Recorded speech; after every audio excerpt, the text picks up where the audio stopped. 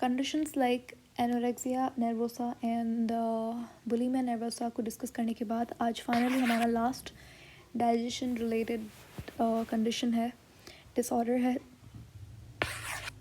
जो कि है ओबेसिटी। ओबेसिटी एक्चुअली कोई डिज़ीज़ नहीं है, बट ओबेसिटी एक बहुत इंपॉर्टेंट रीज़न बन सकता है जिससे और बहुत सारी बीमारियां हो सकती हैं। इसका मेन रीज़न तो यही है कि एक्सेस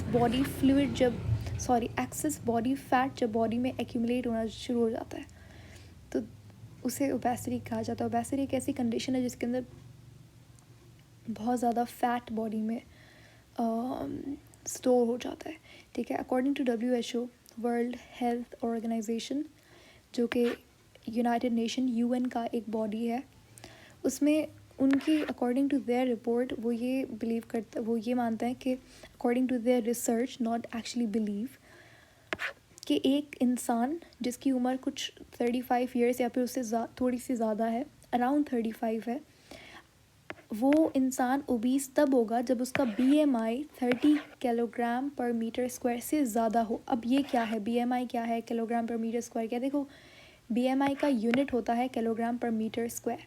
अगर एक BMI समझाती हूँ क्या होता है।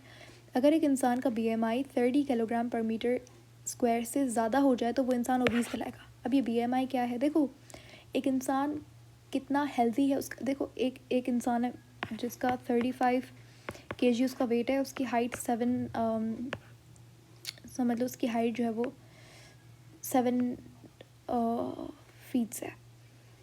अब यहाँ पर मुझे पता लगाना है कि अच्छा 35 एक नॉर्मल वेट है उसका, या फिर वो इंसान अंडर वेट है या ओवर वेट है। तो वो चीज़ चेक करने के लिए एक इंसान अगर ओबीस है या नहीं है, मैल न्यूट्रिशन है, उसके लिए हम लोग BMI का इस्तेमाल करते हैं। BMI क्या है?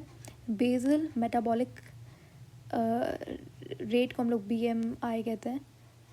तो इसके अंदर क्या होता है कि हम ये BMI कैलकुलेट कैसे किया जाता है, अगर आप वेट ऑफ पर्सन को डिवाइड कर दोगे स्क्वायर ऑफ हाइट से, उस इंसान की हाइट से, तो आपको BMI मिल जाएगा। फॉर एग्ज़ाम्पल, अगर ये एक एक्स इंसान है, इसका जो वेट है वो 45 kg है और हाइट का हमें स्क्वायर लेना है, तो हाइट का यूनिट है मीटर स्क्वायर। उसका हाइट जो है वो समझ लो सेंटीमीटर्स के अंदर आप हाइट लोगे, 300 उसका हाइट है। जब इसको आप डिवाइड करके देखोगे जो रिजल्ट आएगा वो उसका BMI होगा। यूनिट क्या बनेगा? किलोग्राम पर मीटर स्क्वायर। तो अकॉर्डिंग टू WHO, वो इंसान जिसका BMI 30 किलोग्राम पर मीटर स्क्वायर से ज़्यादा हो वो ओबीस है, ठीक है। तो आप भी चेक कर सकते हो आपका BMI क्या है, और आपको पता होना चाहिए आपकी हाइट क्या है और आपका वेट क्या है। तो उस तरीके से आप कैलकुलेट कर सकते हो आपका BMI क्या है।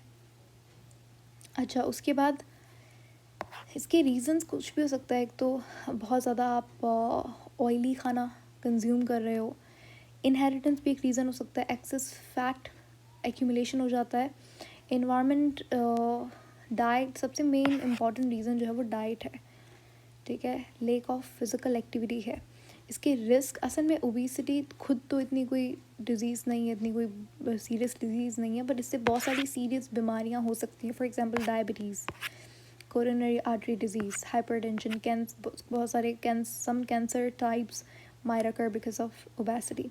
इसका ट्रीटमेंट यही है कि आप proper diet, healthy lifestyle, eat healthy, physical activities करो, एक्सरसाइज करो, वर्कआउट।